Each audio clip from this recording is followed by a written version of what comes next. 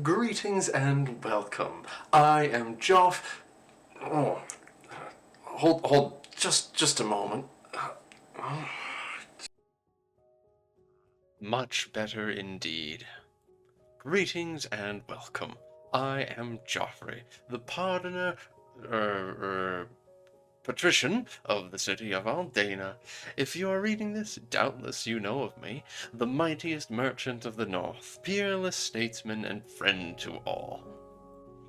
Yes, the rumors you've heard are true.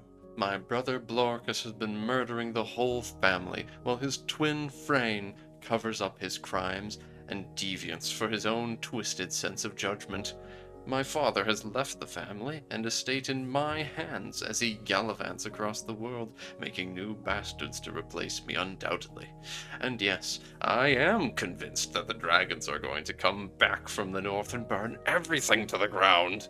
And I do wear a red robe and hood to meetings with folk on bi-weekly meetings Friday evenings. What of it? Oh, right. You are likely wondering what these records you are reading represent. Now, I won't try to fool you, because you probably known all this already if you found your way here.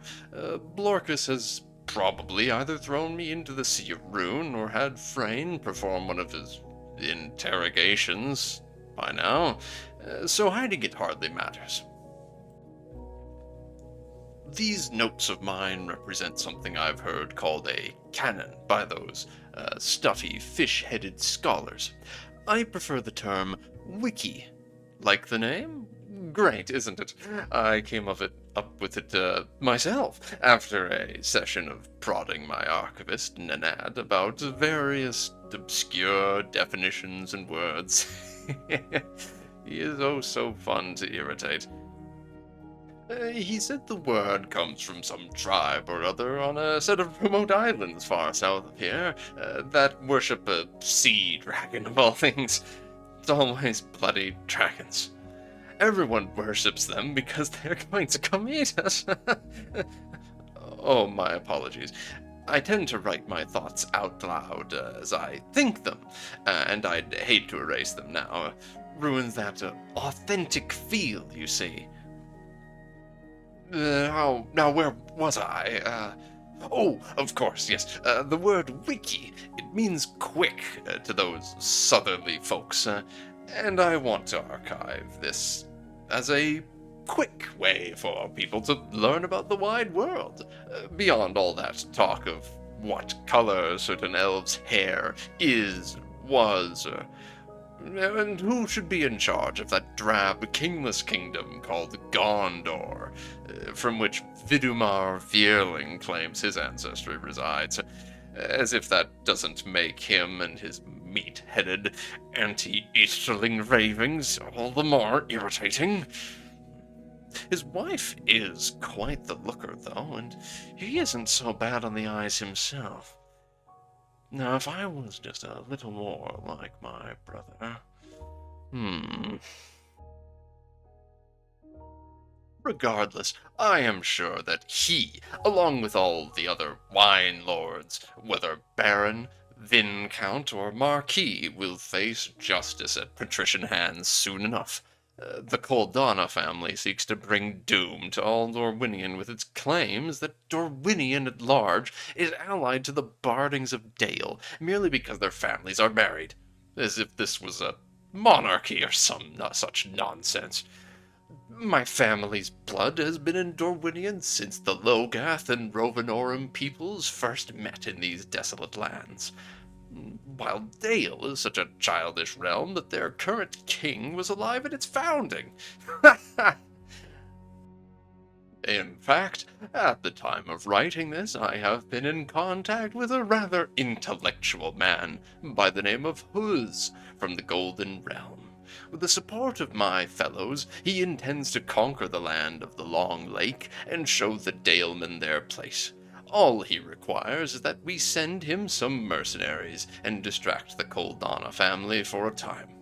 When the Easterlings reduce Dale to ashes in punishment for the slaying of one of their gods, Smaug, We will rest easy, knowing that our trade with the elves and Igath was prosperous long before any Dalringi dared step foot off the Long Lake.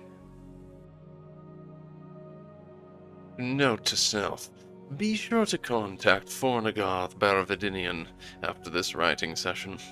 I must acquire more conspirators for the sake of taking down the Koldana, and Smog knows that Erkenwin is simply too far gone ever since his family died to the plague in my youth, and his only surviving relative and heir is far too upright and noble for a scheme such as this.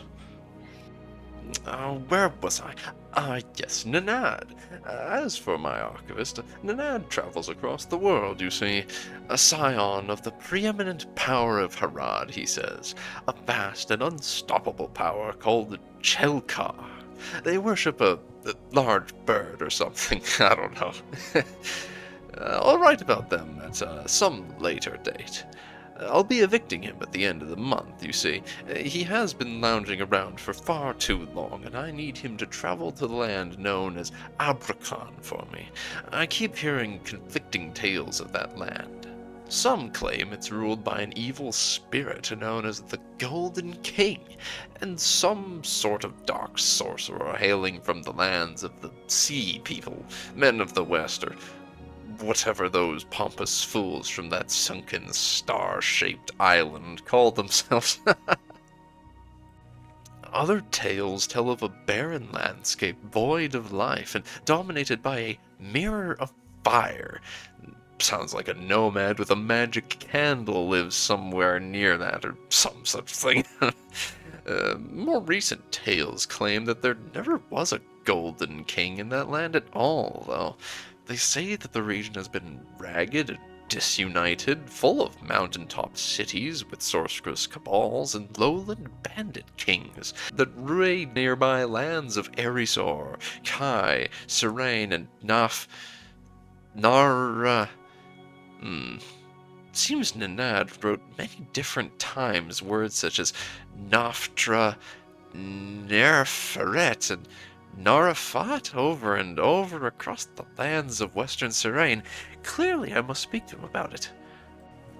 I think I will wrap up this chapter promptly, as I believe I can hear him in the hallway now, whimpering the words Nafarat and River, at a volume he probably thinks I don't hear.